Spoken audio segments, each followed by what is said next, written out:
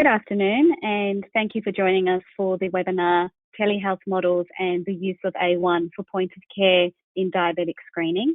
This webinar forms part of the Rural Health West 2020 virtual conference. Before I hand you over to your presenter, I'd like to run through some brief housekeeping. If your audio is not coming through too clearly, you may prefer to switch to audio via your phone. These numbers will be listed on your dashboard, but remember to enter your PIN number too. Everybody has been placed on mute to minimise background noise, but we would still love to hear from you. Please enter any questions that you may have for the presenter into the question box, which you should be able to see on your dashboard. The presenter may choose to answer these straight away or save them for the end of the session. This session will be recorded and uploaded to the Rural Health West website under the virtual conference banner. I'll now hand you over to your presenter, Associate Professor Angus Turner. Hello, thank you, Beth, and welcome everyone to today's webinar. We're talking about telehealth models and discussing some of the advances, particularly for the eyes in artificial intelligence during the talk. I thought I would begin by introducing my health worker colleague, Kerry, who's here with me. She's done an awful lot of screening in the regions, and she is joining me today. And we're going to be discussing some telehealth models as to how they work at the moment in WA, and then also some practical tips for GPs to get more involved if that's something you'd like to do. Then we'll look at some diabetic screening and the use of the cameras, and finally the artificial intelligence tools that are becoming available. Just going to share my screen. So we're having a chat today about the models of telehealth, and this topic came up before telehealth actually gained centre stage in the recent difficulties with COVID-19. And normally our talks about how dispersed our population is in Western Australia, how there's one person per square kilometre, and we have long open roads, and telehealth really makes sense in our state. Lions Outback Vision has been providing services for nearly a decade through the optometry services that visit the very small communities, and also the specialist clinics that follow through in the larger regional towns. And as well as all that, there's the retinal screening camera service, which is for store and forward telehealth. So this loopy eye is really showing how the local general practitioners, Aboriginal health workers, are able to link in with the visiting optometrists who provide services to some very small communities, and then the ophthalmology services link through the vision van going around the state to 20 different locations. And in the middle of all that interaction, there are very useful services are the retinal screening and the video consultations, which can happen real time. The story of the real-time video consultations has essentially evolved into mainly utilising optometry. That's because right at the beginning in 2011, when the Medicare item numbers were available for GPs to talk to a specialist, the first 100 or so cases, really there were only a handful that involved general practitioners. And it soon became clear that the optometrists have the skills for eyes and the imaging equipment, and they were able to really make the telehealth work. But that doesn't mean to say that there's not a lot of potential for general practitioners to become involved, and that will be some of the discussion today. In essence, the telehealth was then advocated for optometry, and in 2015 they became part of the model and the system. And that's cut out a lot of the pre-operative and post-operative visits that patients might have to make to receive surgery. So in a state where there's a maldistribution, as with many parts of Australia, between where the ophthalmologists live in the cities and where the optometrists tend to live, it really does make a difference that when you're in the outback areas, we have to work together and not duplicate what we're doing. So patients who really aren't aware of exactly what needs to happen for their eye might view all these different visitors as the eye mob, and we need to help make sure that the right person with the right skills is doing their bit. So the story normally goes that a patient like this lady, Mavis in Jigalong, can have her preoperative check on the spot on the day to be able to have surgery. So when she does make the trip up to Headland, we meet for the first time on the surgical bed, and then she has the surgery and returns home having had the treatment. And the aspect of telehealth that's very important is that about 20% of what we see ends up needing face-to-face laser treatments, injections, surgery, and it must follow through with an outreach service. So it's very difficult to do telehealth, say from Sydney for the whole nation. You need to be able to connect with the actual delivery of the service as well. These are some lovely patients from the NG lands who've been able to fly into Kalgoorlie to get the surgery done. And these models of care with telehealth also exist in the city. So this is a pathway that is enabled through Derbyl-Yerrigan, where the diabetic screening program can directly link into the surgery at Bentley. And that's been an excellent way to really improve access to specialist care in the city. So I just wanted to chat about some of the barriers to the uptake of formal telehealth with the video conferencing. As you know, there can be lots of barriers to this, but over the years they've become less and less. And it seems to me that one of the main ones is availability. So having an ophthalmologist work at the same rhythm as the referrer, so that you can have 3 people in the room, that is the referrer and the specialist and the patient all at the same time, is actually quite difficult to line up. And I think it's that barrier to people's time which has made it very difficult to have uptake. As it happens, the barriers are a little less with optometry because they tend to have about 12 to 15 patients per day, and the flow is about half an hour per patient. So this has actually enabled, at least the optometry side is on time, whereas we all know that specialists are often running way behind, and I'm sure in some busy general practices it's the same. So getting the rhythm right has been difficult. Another barrier seems to be the paperwork, in that as the referral is made on the spot with the patient in your chair in the room, we do need to follow up with a bit of formal referral and information to ensure the records are correct. But I don't think the barriers are technology or cost, because the equipment for video conferencing is ubiquitous. We all know that we've had to change our lives overnight in terms of how we learn and interact with even family. So most patients are familiar with it, and referrers are the same. So the success of the video conference models have been that all of these have been published and documented, is that the surgery times are half.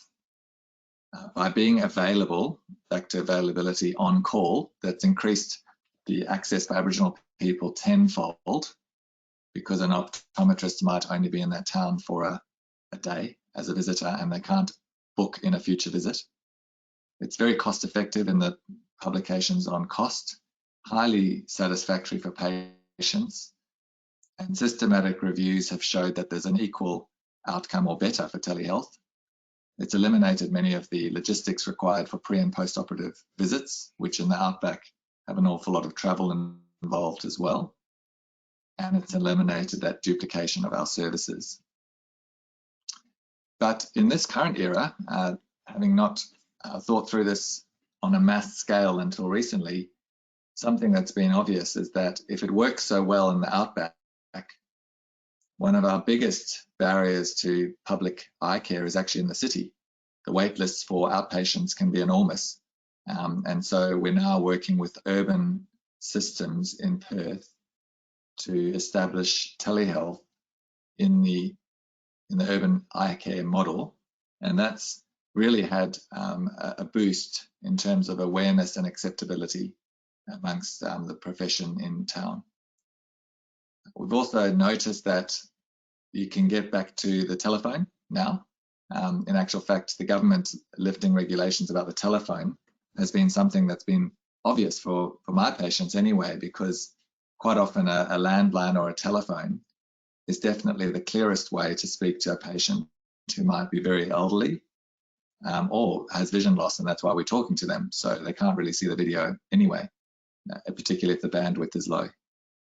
So the advent of home telehealth, i.e. getting a really good referral with all the images required and then chatting to the patient at home, has taken off as well. But something else that has become obvious is that the GP is the cornerstone of a lot of healthcare. And if you think about populations and numbers, it might be that for every 30,000 people, there should be an ophthalmologist. For every 5,000 people, there should be an optometrist. But for every 1,000 population, there's a GP. And that person has the whole holistic view of the patient and what's required for their care.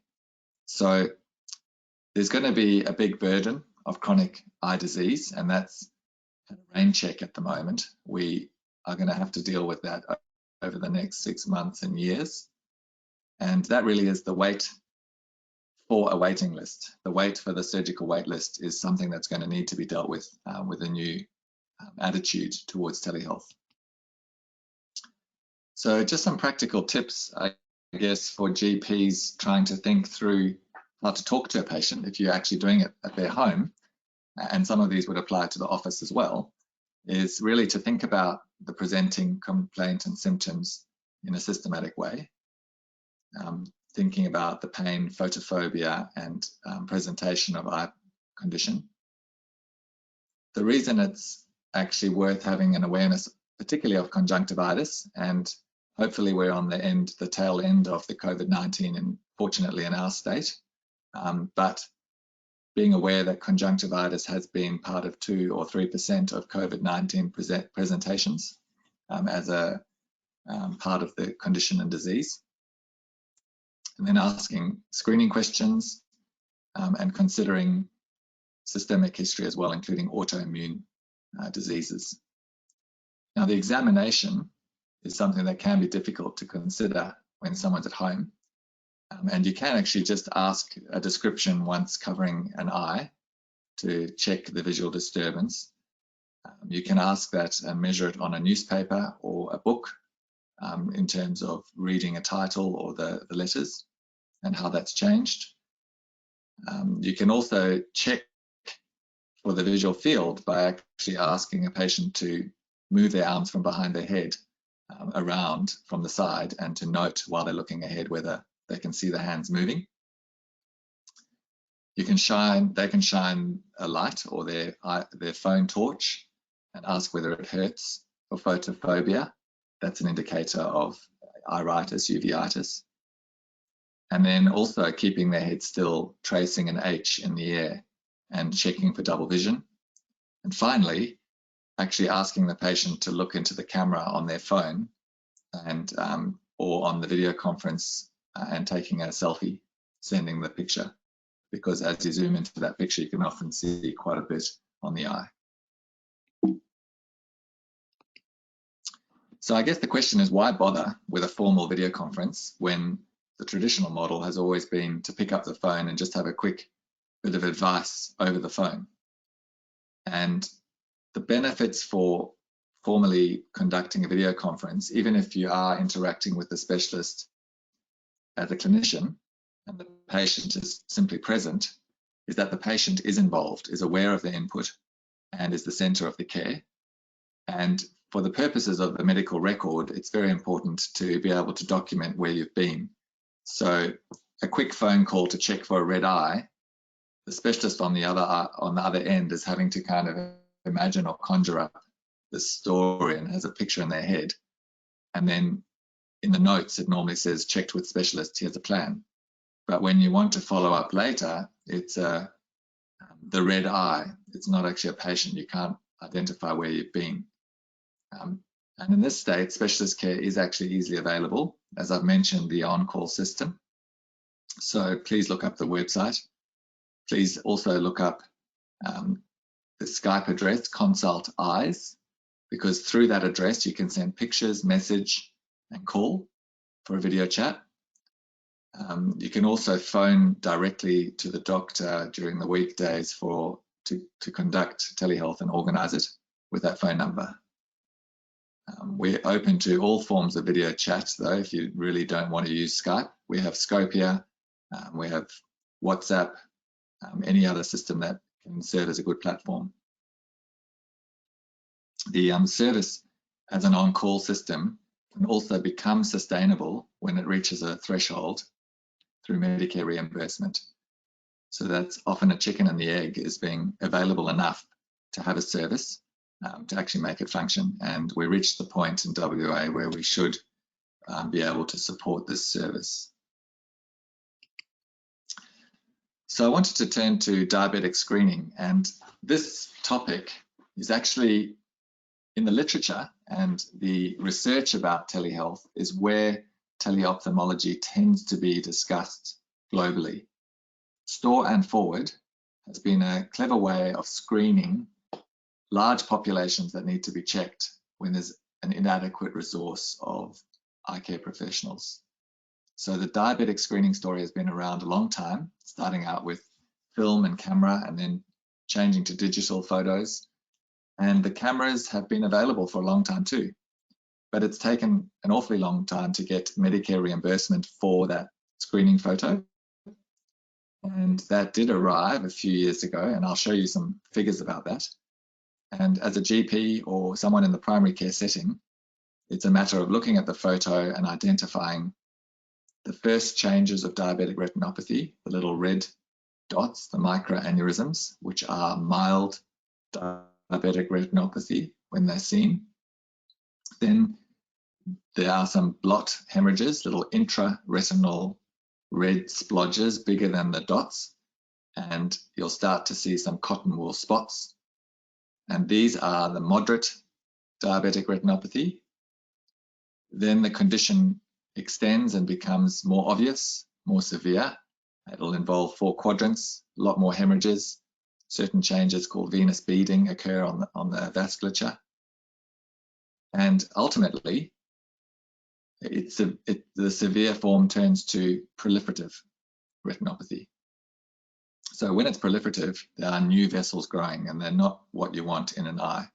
The new vessels can grow on the iris at the front. I'll show you a picture soon. At the back on the disc, and elsewhere in the retina. So the guidelines are that for Aboriginal people, every year a retinal view should be taken. That should either be an optometrist or with the retinal camera or with a specialist. And for non-Aboriginal people, it's 2 years. Then you start to have the mild ones, which are monitored every year or a bit sooner, and the sight-threatening ones need urgent care. That is the proliferative and severe disease. Another aspect to the grading of retinopathy is what's going on in the macula. What's happening at the center of a patient's vision. And maculopathy is graded as well, and is really nowadays to do with whether it's involving the center. Does it actually affect the fovea, the center of the macula, or is it to the side? So here are a couple of obvious pictures of lots of new blood vessels around the disc, the optic nerve, which you could actually see with an ophthalmoscope, and also looking at the front of the eye on the iris, seeing all the new blood vessels. Once it's reached this point, it's difficult and is urgent, because we need to prevent full bleeding into the vitreous and all the complications that can occur and lead to blindness. So this person needs urgent laser and anti-VEGF. Here's a picture of what laser does. Laser puts little white spots and burns all of the peripheral retina. And in that area, therefore, you don't have good vision anymore, but what you're doing is preserving the macula. When it is leaking around the center of the macula, that is center involving maculopathy, it can be seen clearly on an OCT.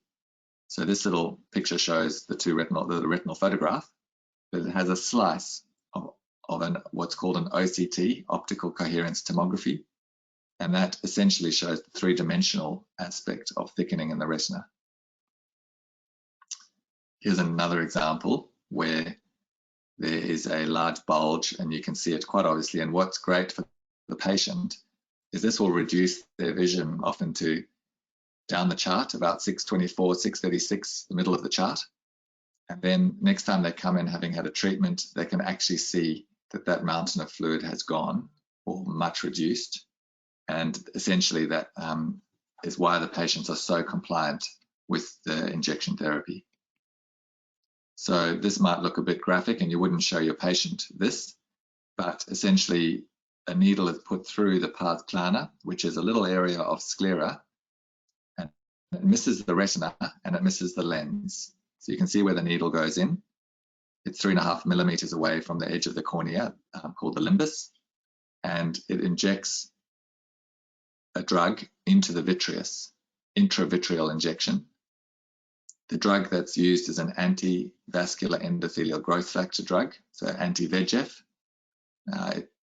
It's Avastin is one type, Lucentis, Eylea, different treatments, all have good effect at reducing the maculopathy. On average, a diabetic patient will need this treatment for about 8 times in the first year, 4 times in the second year, twice in the third year for maculopathy. So you can see that it's quite an intense treatment plan, but because the patients can see what's happening on the OCT, they are compliant, as I've mentioned. And the needle doesn't hurt. Topical anesthetic makes the eye numb. A bit of extra subconjunctival anesthetic is left there for about 5 or 10 minutes, and the patient just cannot feel what happens when the intravitreal injection is administered. And if you do it from the side while the patient's lying there, they can't see the needle coming to them.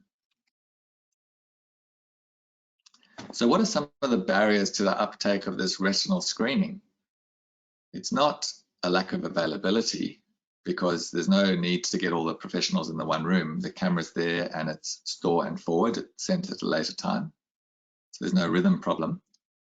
But perhaps there are technical hitches or the skills or fear of using the retinal camera. Perhaps there's a delayed feedback loop. You know, the patient and the person taking the photo doesn't have any information about what's happened. So there's less of a satisfactory interaction. Perhaps the rates of the photos are ungradable is too high. So about 1 in 5 photos are returned and said that we couldn't actually read them properly. That might be because of cataract or small pupil or a technical fault, such as an artifact or a smudge on the lens.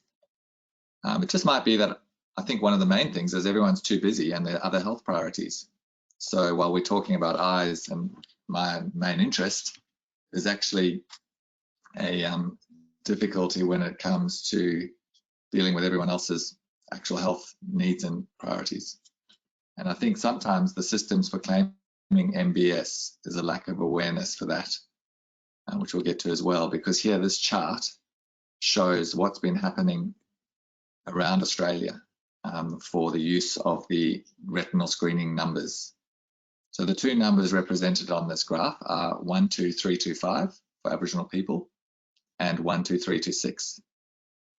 Now you can see they were introduced in November 2016, and this initiative by the federal government, after many, many years of lobbying, was a $5 million initiative. So there was $2.5 million put into new cameras in many locations, and $2.5 million, it seems, I think, for training of these cameras. And then there was the Medicare item number as well. But you can see from that total, cumulative total, that it's a drop in the ocean. And it really hasn't worked, in a sense, to encourage retinal screening. So I guess that really asks many questions about how do we go ahead now? What are the things that we can improve that have actually not had traction? It's not just a Medicare reimbursement, it's more to the picture. So a snapshot of the Kimberley last year, and this is something we just looked at earlier this year, was that there were 960 Aboriginal patients reviewed for diabetic screening.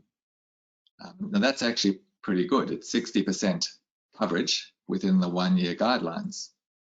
And so that system has really evolved through an integrated medical record where we can see if a patient has had a retinal screening with a camera, an optometrist, or an ophthalmologist. And one patient might have had all three, but it's still, they've had a check.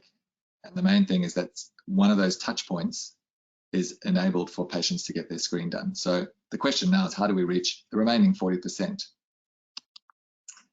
And I just wanted to show you some sort of technology that's on the way, and I think might actually hold some promise to really engage our general practitioners in retinal screening. This camera example here is produced in India by a group called Remedio, and it's the first time I've actually seen a camera actually sort of crack the holy grail of getting a good photo of the retina on a small iPhone device. There's been a lot of promise and speculation about these cameras. This one stitches together a number of photos automatically, and then within the software of the phone, it gives you an artificial intelligence grading of that photos, whether it needs referral, whether it's adequate, and what's next for the patient. So because this can be done through a non-dilated pupil, non-mydriatic camera, it could be sitting on the desk next to the GP and actually take a photo as part of as easy as taking a blood pressure and organizing other things at your desk. And the camera price point has also dropped from the large ones that are in the clinics at the moment. About $25,000 has dropped to $5,000.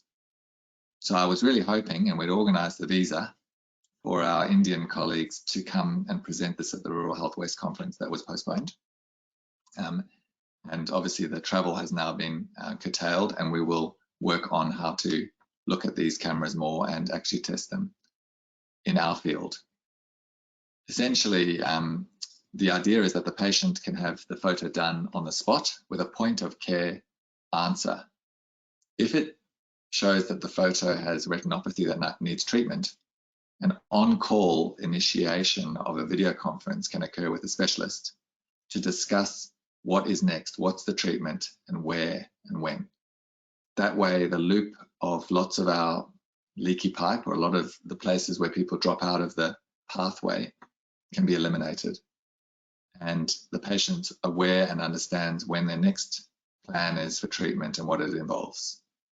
I think it'll also be great for the GP and the health worker to know this photo is a certain grade and needs follow-up. Now, these artificial intelligence tools have been tested and really shown to be a bit of a leader when it comes to the word AI in imaging for healthcare. So the first FDA approved tool for AI in healthcare was actually for diabetic retinopathy. And that was an IDX system, which is used in America. And we'll get to this a little bit more, but it relies on you have to use a specific camera that it was tested and validated on within their system. The top paper here, talking about the community-based camera, is referring to the one that I've just shown you, that picture from India. It's an offline system and it's inbuilt into the camera, and has also shown fantastic results in their field trials. Now, there are a few of these algorithms being developed, and one of the real tricks is that while they may work very well for a database full of photos that can be tested on the ground in this integration into the real clinic, there's been more difficulties and barriers to uptake. So we know that this tool will help because it's an on-the-spot or point-of-care answer. We know that there'll be some instant feedback, and the patient and the GP will be in the loop. We can initiate video conferences in a more targeted fashion, but we do have to marry up the real world of these and compare them to the research results carefully and not be carried away with the speculation of these instruments. So when it comes to which camera, we do need to check every algorithm against multiple cameras and also multiple populations. We then have to get approval from the FDA, but in Australia, the TGA, and make sure that this tool is augmenting or helping our diagnosis rather than at the moment completely taking over the project, because it's good to keep it in perspective. So towards the end of this presentation, I just wanted to mention a couple of different research collaborations we're doing at Lions Outback Vision. And one of them has been to teach the algorithms more about the photograph. So I've mentioned before that maculopathy is what is seen at the center of the macula, but on the photograph, being two-dimensional, it doesn't have nearly as much information as when the OCT shows us that mountain of fluid. So what we're doing at the moment with Google is a project that looks at all of our large database over the last 8 years on these OCT machines around the state. And they marry an OCT with a fundus photograph. And you can actually teach the photograph, you can teach the algorithm what the ground truth is so that it can see more in the photograph than we can. This is the mysterious thing about the artificial intelligence, is that the more you teach the computer, it can see patterns that we haven't been able to grade. So I'm hoping that that project will reveal benefit and teach algorithms to be better at picking up maculopathy.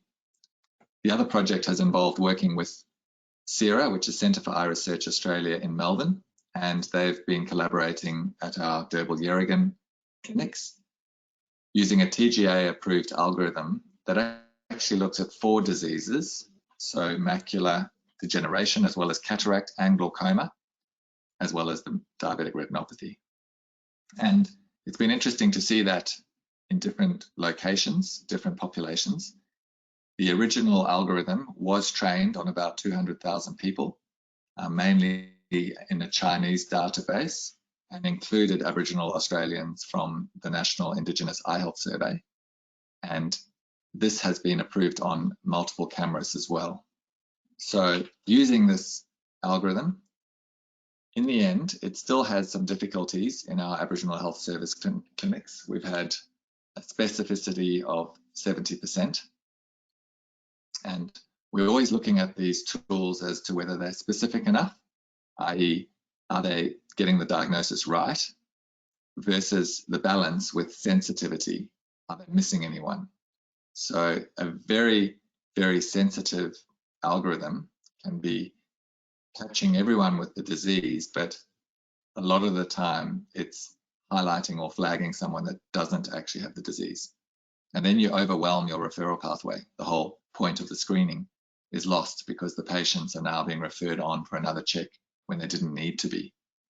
So it's a fine balance between not missing any cases versus being specific. And with something like diabetic retinopathy, which is a slow process, and when it's in its early stages, is an annual or biannual check, it's probably better to focus on being a bit more specific. It's not like we're missing some tumor or cancerous diagnosis. We actually don't want to overwhelm a system, and it doesn't have to be as sensitive, in my opinion. The new horizon for us is that we've got a new location for Lions Outback Vision in the northwest, based in Broome. And this hub is serving the Pilbara and Kimberley from Broome. Part of this initiative this year has been incredible donations from equipment companies, and we've had the delivery of OCT angiography. So this is the next frontier of eye imaging. It actually doesn't have any dye injected like a normal angiogram. It's measuring and looking at the flow through the vessels, but with optical imaging. So it's a non-invasive test and can show us things in the eye we've never really been able to see without dyes being injected. And these machines are going to be in 5 primary care settings, which is a world first. So we'll be able to use them to look at patients' eyes pre-diabetes or early diabetes, as opposed to where they're normally sitting. The machines are normally in a subspecialist clinic. So we're hoping to be able to harness this opportunity and see what else we can teach the artificial intelligent algorithms, the deep learning algorithms. So there is a lot on the horizon, and I think we can be excited about it. As GPs, or in your context at the moment, please get in touch if you're interested in learning more about how you can make the telehealth interactions on eyes seamless. Please be in touch to organize and make your system work for your patients. We'd be very happy to help. Go to the website, outbackvision.com.au, and thank you very much for your attention. Thank you, Angus. It's Beth here again. So I'm just keeping an eye on the question box. I can't see any that have come through at the moment, just apart from a couple of thank yous that I can see. So just as a reminder to anybody who's online, if you would like to drop a question into the question box, and Andrew's still around, sorry, Angus is still around now to answer those questions. Otherwise, just a reminder to everybody again that we have recorded this afternoon's session, and we will make the recording available under the virtual conference banner on the Rural Health West website. So I think that we might sign off now. Thank you for everybody who's been online and listened to this afternoon's conference. And Angus, thank you to you too, and your colleague in the background too, for sharing your time with us this afternoon. Thank you. Bye-bye. All right. See you, everybody.